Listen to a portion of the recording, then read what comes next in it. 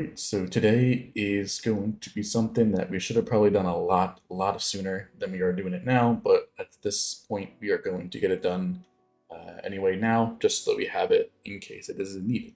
Yeah, we haven't really needed one, but by use of the poll in the Discord, which we do every time we do a new project for the most part, provided some projects we don't tell you what they are, we just do them so that we have them because we need them. But any other time we don't know what to do, we don't have a secret project planned, we put a poll out. So you guys definitely want to participate in that. Join the Discord down below. And if you do the reaction roll where you get pinged if I do that certain poll ping, you will be pinged in Discord if you would like to vote on the poll. By only 2 votes, the Villager Trade-in Hall did win over the Guardian Farm perimeter. So we are actually going to do that, which we do follow everything that is with these polls here. The last one obviously was the Blaze. That's still won by the Guardian just a little bit. So I'm hoping, and if we don't add anything else to the next one, the Guardian will win the next one, but obviously I cannot predict the future. So yeah, we're gonna get started on this. Mainly what I'm gonna do first, I'm gonna clear all this bedrock around this gateway here, which we can do quite easily because this portal does not break with TNT explosions, just like the other main end island does, unfortunately. So this one's really easier to do because you don't gotta worry about that at all. So it's really easy to do that. Then what we're gonna do is clear all the surrounding end islands with a 3-way duper. I think I have a little area over here which will show us where we're going to stop. So there's a little bit of a black concrete powder wall right there, which tells me where I'm going to start the 3D duper. That way we can clear all that out. And of course, with the 3D duper, it'll start on one side and go all the way across and get all the way down. We do not need a special sort of 3-way duper going down or anything like that because there's no obsidian blocking our path. I don't know what that wither boss bar is, but it's going down. There's a wither in the void for some reason. Yeah, you know, there's random end things where I guess you have random withers that just are there. But yeah, we're going to clear out all this end on then, of course, to make it a little bit clean. We're still going to have the Villager Trade-in Hall go this way, just because there's more void in that direction, so we don't got to worry about clearing out everything. But yeah, we'll see what the design we're going to go with. It's not going to be anything special, just a very simple encoded Villager Trade-in Hall, nothing too special. I'm not going to worry about too much about void training. It will have it included with the hall. I don't know how much I'll get it used, so but only time will tell. So let's get started on that. I'm going to break this bedrock here, and then we'll build up the 3-way duper and start that, let that go, and maybe get a time lapse of that actually working.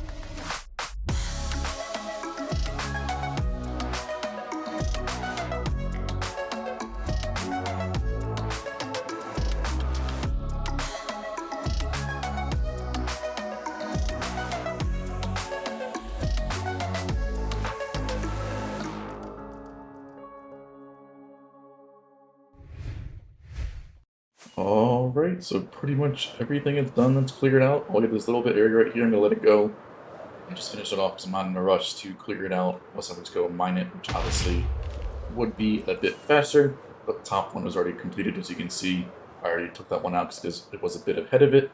But yeah, this whole area that we've gone through so far is this big X, right, or big square right here. Obviously, most of it was already void anyway, but there was a big island around here, and then throughout here there was also some, and then there was also one right around here. So we did clear a lot of endstone, and of course, in that meantime, once we cross that middle section there, we could start to work on the actual trade-in hall itself. Now, yes, this is just the trade-in hall. There is no decoration on it as of now, but we will start to do that, and of course, it is not spawn-proof yet either.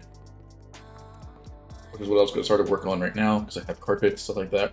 I'm going to spawn-proof the whole piston bolt, make sure that's all good, and then we're also going to be working on the decoration. I don't know if the deco will get finished today. We'll have to see what our decorators come up with. If they don't get it done today, obviously we will do it at some point later down the line, where we can actually show off the full decoration and not just have the trade-in hall. But the trade-in hall will be functional, which is obviously the main goal of this area in the first place. Of course, got to move over at least 2 villagers to get the breeders kickstarted, and then we can move the rest in. I don't think we're going to need all 5 layers, but just start with 1 and see how far we need to go. Obviously, we need to fill the whole trade-in hall up, which is a bit of villagers to do and things like that. But all in all, it's not going to take that long to fill it all up, even with only 1 breeder function. But yeah, this is Henrik. He is one of our server members. They did make this trade-in hall. It was used on a different server, but I decided to use it on here as well. It has basically the main functionalities that I wanted to have for a trade-in hall, and it's not too overcomplicated to build. Obviously, this was built in a very little bit of time, especially when you have dials on the server, to where it's basically done in a day. But yeah, basically gonna continue to carpet in some stuff for now, make sure it's all spawn-proof. We don't need to worry about any Endermen when we're actually getting the villagers in place. We don't have to worry about stuff colliding and things like that. And then we don't have to worry about actually looking at our Endermen and getting attacked. So I'll do that for now, and then we'll see where the deco goes from there. Alright, so we actually have the 2 villagers in place to kickstart the breeding system here. Like I said, I don't know if we're going to use all of them. I don't know how the system works entirely, but I would assume I can AFK here for a bit, and then once we want a villager, we can push it in, get the trade lock that we want on it. That way we can guarantee that's what we actually need. The villager can escape. We can send it one of 2 ways, either into lava or into the minecart track, which will then start to, I assume, might start to load up the system here. I believe that's what this is. So if it's an empty minecart, it'll go back and get recycled, and if it's a filled minecart with a villager, it will then go to this system to start filling the slots for the villager hall. So yeah, I'll see how long this takes to get a couple of villagers up. I'll probably put a bot here overnight. These aren't going to be the fastest breeders, but they will work for now. We're not in a rush to build this thing because it doesn't really have much use besides maybe some more pickaxes and tools and things like that. I don't see... It might get used for armor, but other than that, I don't think it's going to get used very often, honestly, which is probably why we waited so long to do this. But in the end, it's not really my choice. We still wanted to do this so that we at least have it in any case we have a lot of stuff that needs to be done, but we will have this built in. It'll be 1 item off the list. So yeah, everything's all good. These piston bolts actually made it quite simple to get the villagers here. Basically from the platform to get to the actual portal that we need for this one, the end gateway in a sense.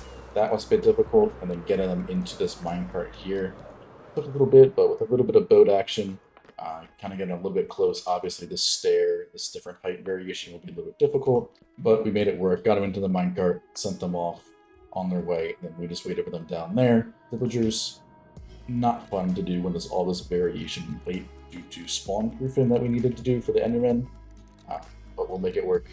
And for those that don't know, I don't think I actually ever covered this, but yeah, our end is completely cleared out.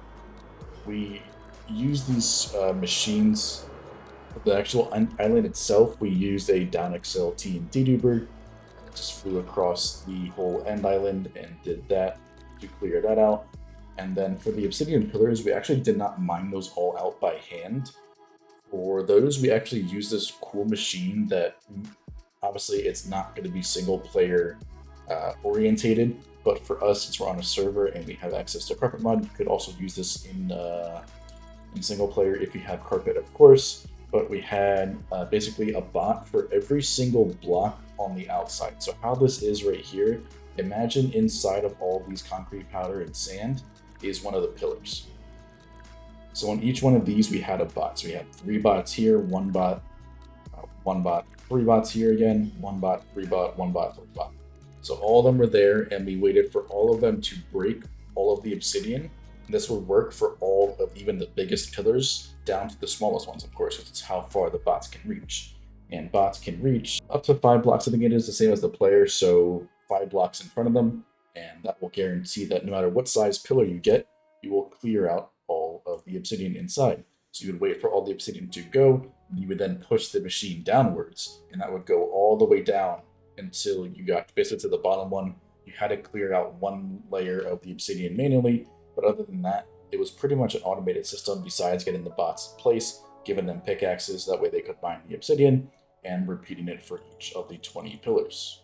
Well, 20, not 20 pillars, about 8 or 9 I think it is randomly. But obviously we had all 20 gateways too, we fought the dragon 20 times, and everything like that. Yeah, this was a fun thing to do, but it definitely does need some decoration, which we hope to have some point. It's not going to be anything soon enough, but we do like to decorate this if we can. But keeping it void, honestly, still is really, really cool to look at. It's just like an empty island. Like, nobody ever really keeps it empty, but I obviously want to decorate it at some point, but not high on the list. But yeah, enough rambling. I'll go turn the villager beater on, and hopefully we get another couple villagers inside the system here, and we will see what we can get for our first couple villagers. I don't know for the whole haul in this episode. It's going to take quite a while to get all the trades that we want to do. Of course, we're going to get all the librarians so that we have all the books possible.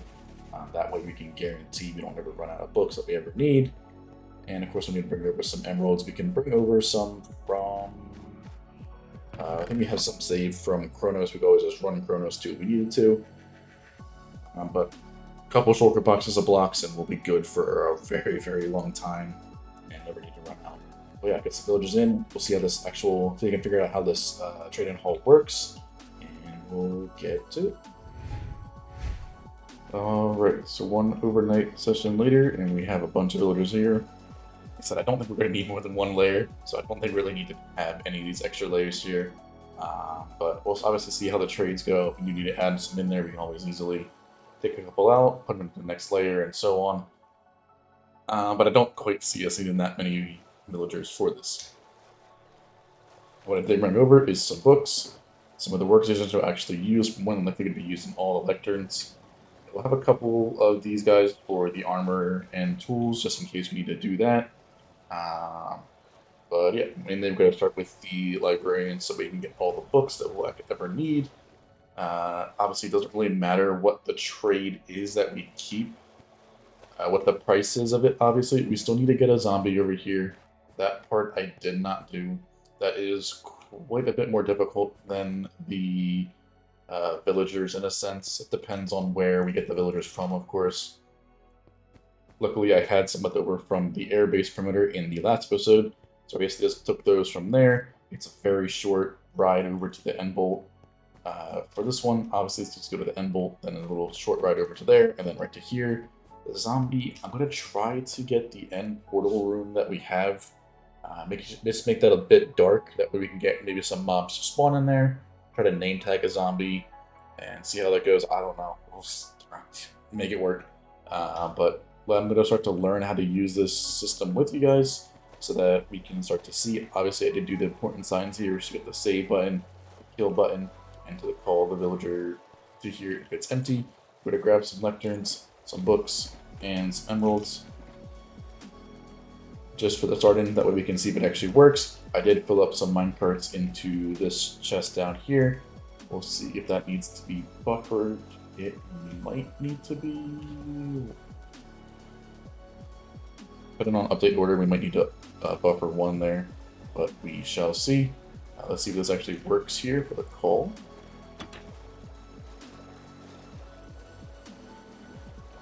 So there's a block there. I don't think that block should be there. Alright, so I broke the glass there. Obviously, there's a lot more villagers in there than there was supposed to be. So it did entity crime a little bit, but nothing really I can do there. Let's see if this works. We only get one villager here. We do. So that's what it's supposed to do. I think I'm going to try to get a vine to go on that block, since we actually can do that. That block does not move there. Obviously, with all these villagers here now, it'd be a little bit difficult to do. Might be best to put a block here and then a vine on the side might be the easiest. I don't know if we can actually click that block there. Yeah, with the lectern there, you should pathfind to that.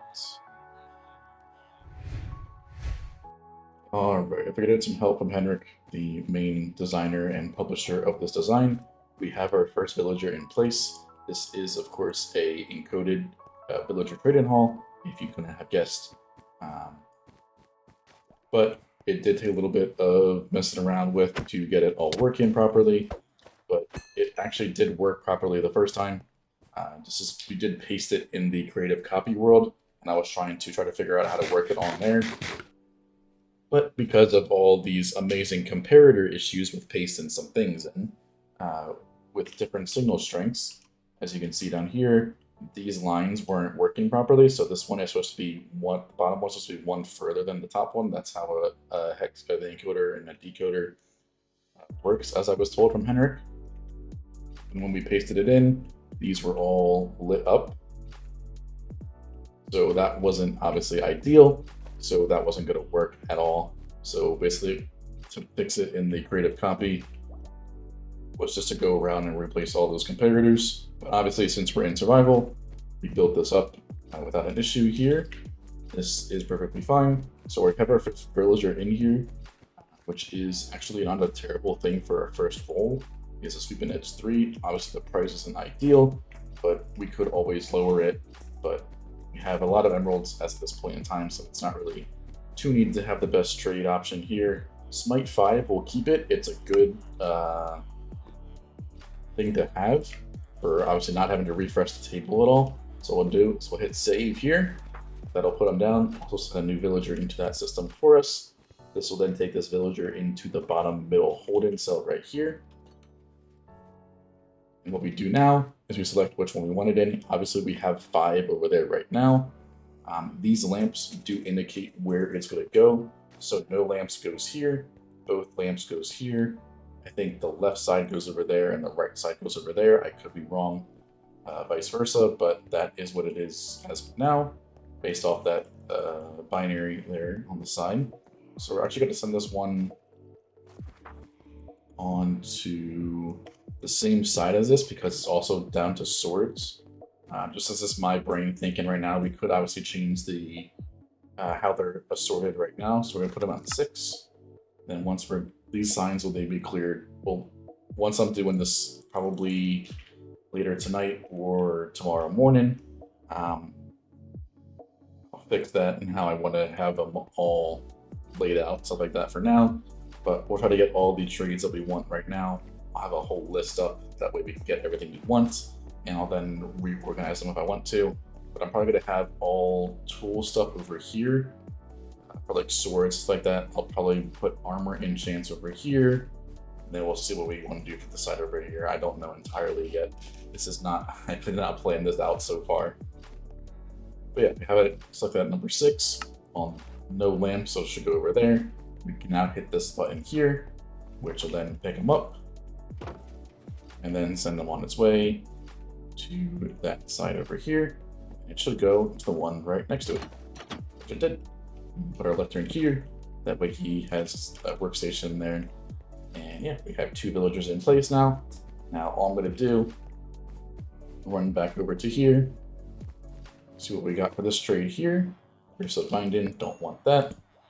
We'll break it, replace it, And I'll continue to do this until we get something that is of value that we would like to keep, if we can. So yeah, this is going to be a painstaking process of doing this for not like trading with them at all. Obviously, if you want to get really good, some of them might have some different hooks at the very end, but I'm going to try to see what I can get. Depth Strider 3, I think we'll take that, honestly. We'll keep anything that's like decent. Obviously, the price is not going to be the best, but like I said, we can always bring over a zombie to cure them if we wanted to. But it's not too big of a deal right now, just so we have them in stock, and then we can worry about curing them with this over here. We'll need to get some potions, some golden apples, and things like that if we were going to do that. And we can also do the void trading too. But yeah, I'll put armor on this side here, or whatever side this goes to. Whatever side 1 goes to, we'll see. I'll put that as our armor.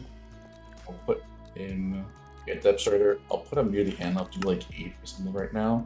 Send him off on his way. Oh, it goes over there. It is cool.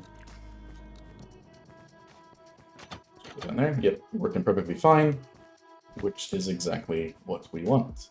So yeah, I'm gonna have the fun of doing this in 2 episodes, see what all the villagers we get, and we'll see if we have any decoration by the time of the next episode for it. But if not, this will be something that we can work on in between projects if we would like to.